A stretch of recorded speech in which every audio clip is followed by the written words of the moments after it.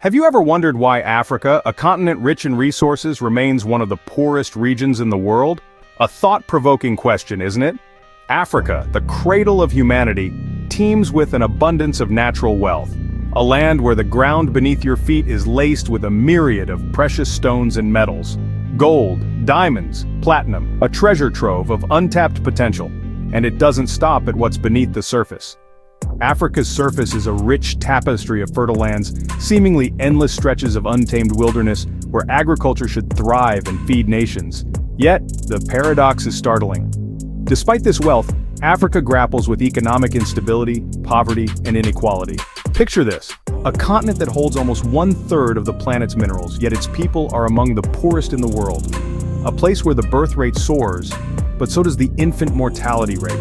A land where the majority of its populace still live, not in bustling urban landscapes, but in rural areas that are often bereft of basic infrastructure. In Africa, there's a palpable need to build almost everything. Houses, factories, schools, airports, roads, railways, the list goes on. And why? To continue extracting the very resources that should make this continent flourish, yet the paradox persists. Africa, the central continent of our planet, where humanity first took its form, continues to lag behind the rest of the world in economic development. It's a conundrum that has puzzled economists, historians, and sociologists alike. Despite its abundant resources, Africa remains ensnared in a cycle of poverty, making it one of the most dangerous places on Earth. So, we are left with a pressing question that echoes through the ages. This paradox leaves us wondering, how did Africa's economic situation evolve into its current state? Join us as we delve into this enigma, peeling back the layers of history to understand Africa's past, present, and more importantly, what it could become in the future. To understand this paradox, we must travel back in time to Africa's early civilizations and trade systems. Let's embark on a journey into the past where we'll uncover the majesty and wealth of ancient African empires. Consider the Kingdom of Mali, a realm so rich that its ruler, Mansa Musa, is often celebrated as the wealthiest individual in human history. The kingdom was a beacon of prosperity and intellect, boasting advanced education systems and an abundance of gold. This wealth was not hoarded, but circulated through an intricate network of trade that extended across Africa and beyond. Then there was the Kingdom of Ghana, often referred to as the Land of Gold. Ghana was the epicenter of trans-Saharan trade, connecting the gold mines of the south to the salt mines of the north. This trade was so well regulated that it fostered a level of economic stability that many modern nations would envy.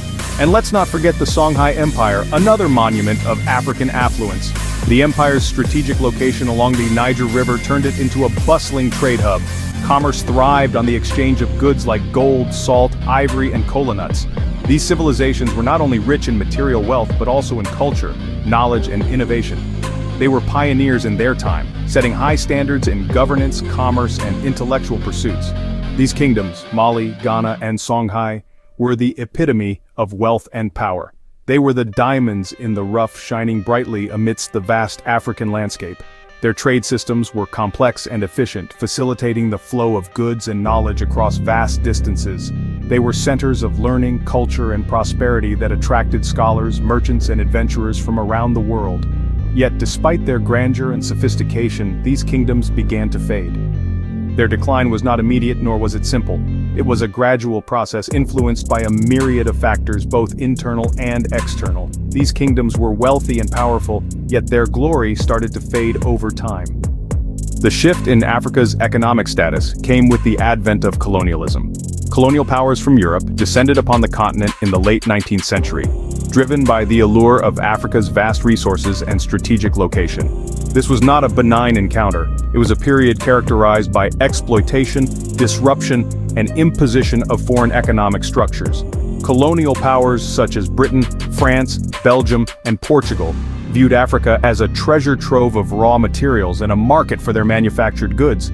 They extracted gold, diamonds, platinum, uranium, oil, and natural gas, often with little regard for the social and environmental cost. But the exploitation wasn't confined to resources. Africa's people were also subjugated, their labor exploited to fuel the economic ambitions of these foreign powers. Trade systems that had thrived for centuries were disrupted, replaced with structures designed to serve the colonial powers. Traditional African industries were stifled, unable to compete with the influx of foreign goods. The continent was carved up, its borders redrawn with little regard for the ethnic, cultural, and economic ties that bound communities together.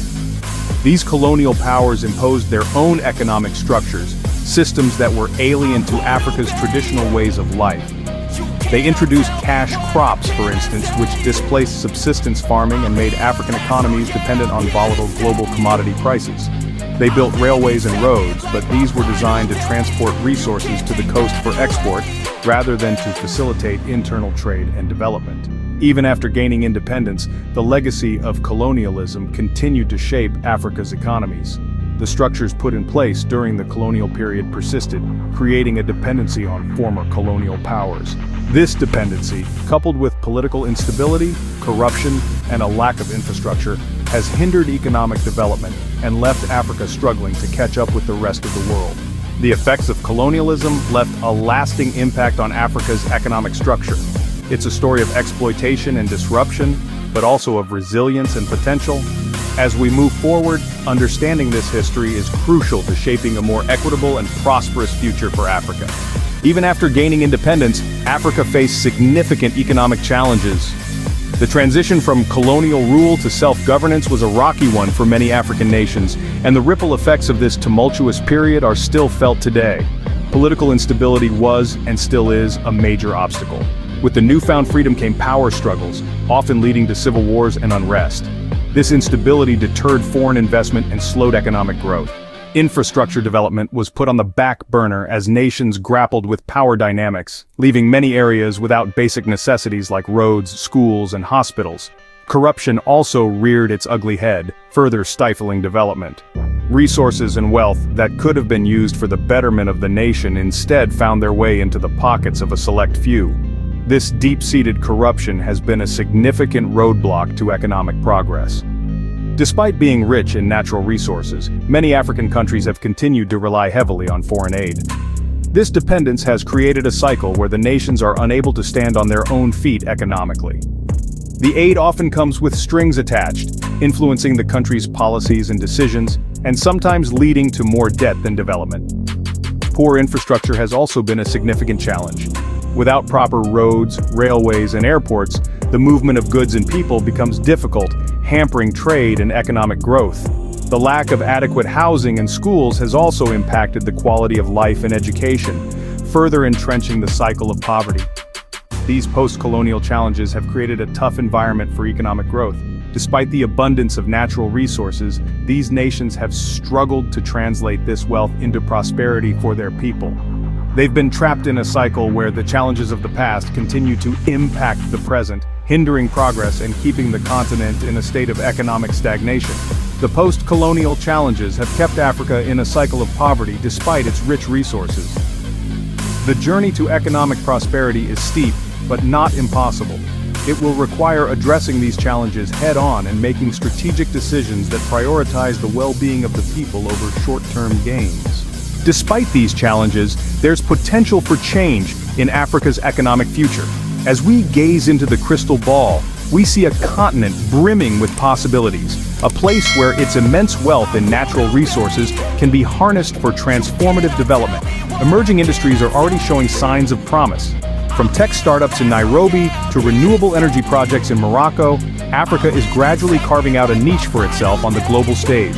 The birthplace of humanity is now becoming a birthplace of innovation. With a growing number of African entrepreneurs making strides in sectors as diverse as finance, healthcare, and agriculture. More people are moving from rural areas to cities, a trend that's opening up new opportunities for urban development. With the right planning and investment, these urban centers can become hubs of economic activity, offering jobs and better living standards for millions. The future also holds potential for massive infrastructure development. Africa's vast landscapes need roads, railways, airports, and housing. These aren't just necessities, they're opportunities. Opportunities to create jobs, stimulate local economies, and bridge the gap between rural and urban areas. But let's not forget, Africa's greatest treasure is its people. With one of the highest birth rates globally, the continent has a burgeoning labor force. If properly harnessed, this human capital could drive Africa's economic engine into the future. However, these possibilities hinge on one crucial factor: good governance.